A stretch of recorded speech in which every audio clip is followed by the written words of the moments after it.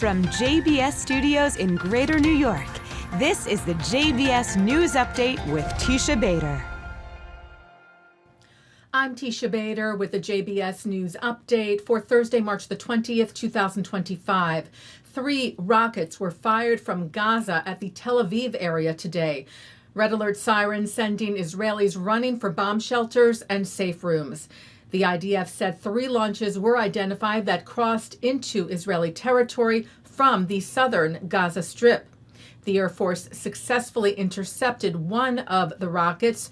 2 other launches, the IDF said, fell in open areas.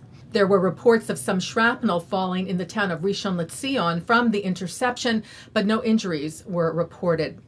Terror group Hamas claimed responsibility for the attack. Following the rocket fire, the IDF warned Gaza residents living in the area from where the rockets were fired to move to humanitarian zones for their own safety. IDF spokesperson for the Arab media Avichai Adre wrote to the residents of Bani Suhaila in southern Gaza, terrorist organizations are once again launching their rockets from within civilian areas. We have warned this area many times. For your safety, you must move immediately west to known shelters.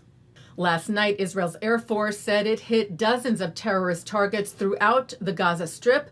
Eliminating it wrote dozens of terrorists, military structures, weapons, and additional terrorist infrastructure that posed a threat to IDF forces and the State of Israel. And sirens sounded in central Israel last night after a missile was launched from Yemen, sending millions of Israelis in a wide range of the country, including the Tel Aviv area and parts of Jerusalem, running to bomb shelters and safe rooms at around 4 a.m. local time in Israel. Some injuries were reported as people rushed to safety. The IDF said the Air Force intercepted one missile launched from Yemen and that it was intercepted before it crossed into the country's territory. The Houthis claimed responsibility for that attack.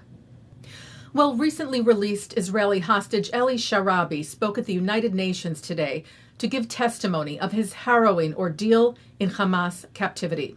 Sharabi was abducted from Kibbutz Be'eri, his wife Lian and their daughters Yahel and Noya murdered there on October the 7th during the Hamas massacre. His older brother Yossi Sharabi, also taken hostage on that day, was murdered in Hamas captivity.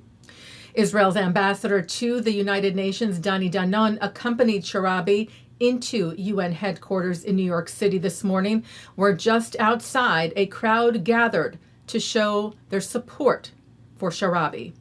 In his testimony to the UN Security Council, Sharabi shared a photo of his slain family and of their graves and described the torture he endured, being chained, beaten, and starved, and spoke of those still held captive in Gaza.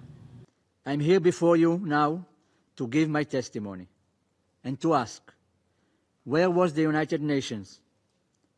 Where was the Red Cross? Where was the world? 491 days.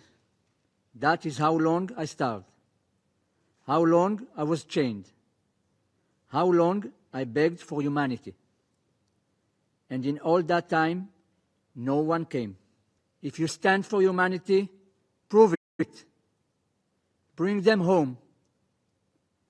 My name is Eli Sharabi. I am not a diplomat. I am a survivor. Bring them all home. Now. Ambassador Danon said later of Sharabi's testimony, the atrocities Eli endured are unimaginable, and it is our duty to amplify his story so the world knows the truth. The UN can no longer turn a blind eye. It must designate Hamas as a terrorist organization and strip it of any legitimacy. This is a crucial step in making it clear that such pure evil has no place in our world.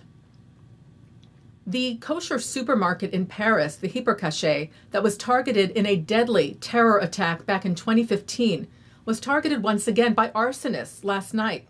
The European Jewish Congress said the left facade of the market was set on fire. Firefighters swiftly contained the blaze, leaving the facade blackened but causing no injuries. The Congress said the Paris prosecutor's office has launched an investigation and also cited Paris Mayor Anne Hidalgo, condemning the attack as a heinous act. The Anti-Defamation League wrote, "We are horrified by an attack on the Paris Kosher supermarket, where 4 Jews were murdered in 2015. This deliberate arson is a despicable act targeting Jewish life in France and emblematic of the high levels of anti-Semitic violence in France." Taking a look now at our programming for tonight on JBS for Thursday, March the 20th. At 8 o'clock, Jonah Platt is joined by former Meta COO Sheryl Sandberg, a proud Zionist who led the powerful documentary Screams Before Silence on the sexual violence of October the 7th. At 9, it's part 2 of Mordechai Kedar on L'chaim. At 10, David Harris speaks with Iraqi politician and advocate for peace with Israel, Mithal al-Alusi.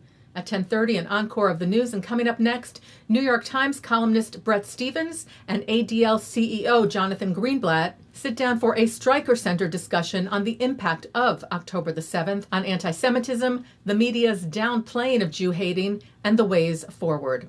And that's the JBS News Update for Thursday, March the 20th, 2025. I'm Teisha Bader. Am Yisrael Chai.